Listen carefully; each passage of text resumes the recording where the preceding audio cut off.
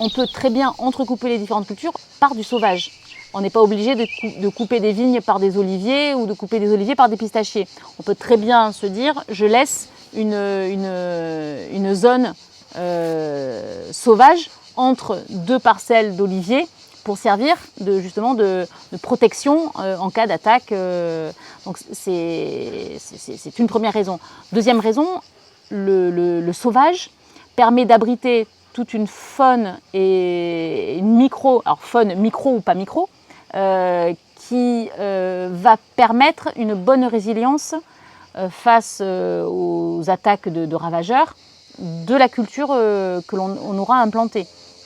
On va revenir sur les coccinelles, sur les oiseaux qui vont manger les vers qui vont attaquer certaines cultures.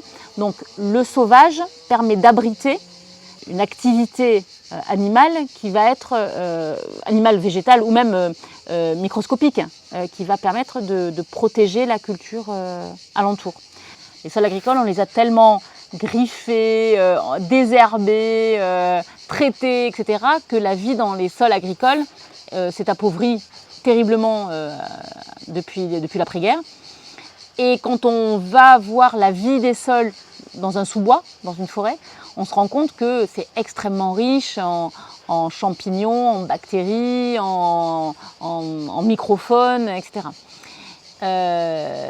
Et l'agriculture actuelle essaye de compenser cette pauvreté du sol agricole en rajoutant des engrais parce que comme il n'y a plus rien, il n'y a plus de vie dans le sol, un peu sous perfusion, on rajoute les éléments qui n'existent plus.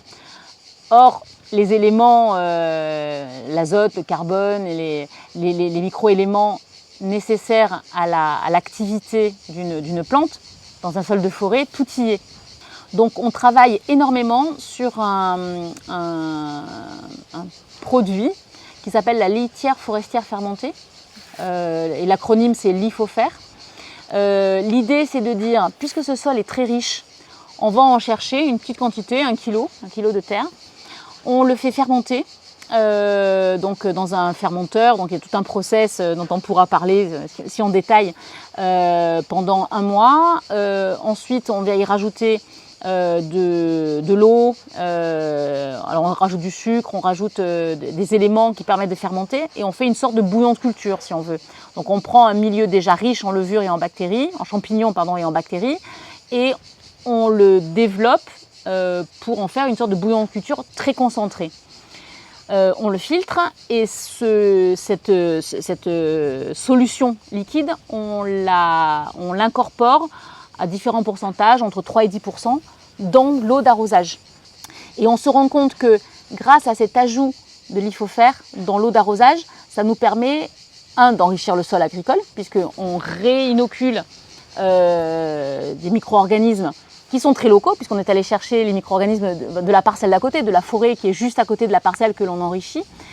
Et cela permet, semble-t-il, de réduire les besoins en eau. C'est-à-dire si vous rajoutez de la LIFOFER, vous pouvez mettre moins d'eau. Et il nous semble que le fait d'incorporer cette LIFOFER, ça développe de manière plus importante le chevelu racinaire des plantes et que les plantes sont donc plus aptes à capter la moindre goutte d'eau qu'on va lui donner. Les racines, au lieu d'avoir un chevelu très fin et très bien étalé, c'est un peu des gros tuyaux de racines avec peu de chevelu racinaire. Et donc si une goutte d'eau tombe un peu loin du gros tuyau, la plante n'arrivera pas à pomper cette eau. En revanche, si le chevelu racinaire est très développé, alors la moindre goutte d'eau est exploitée. Donc on travaille aussi beaucoup dessus et c'est pas très loin du sens du sauvage puisqu'on va chercher du sauvage dans la forêt pour le réinoculer dans les terres agricoles.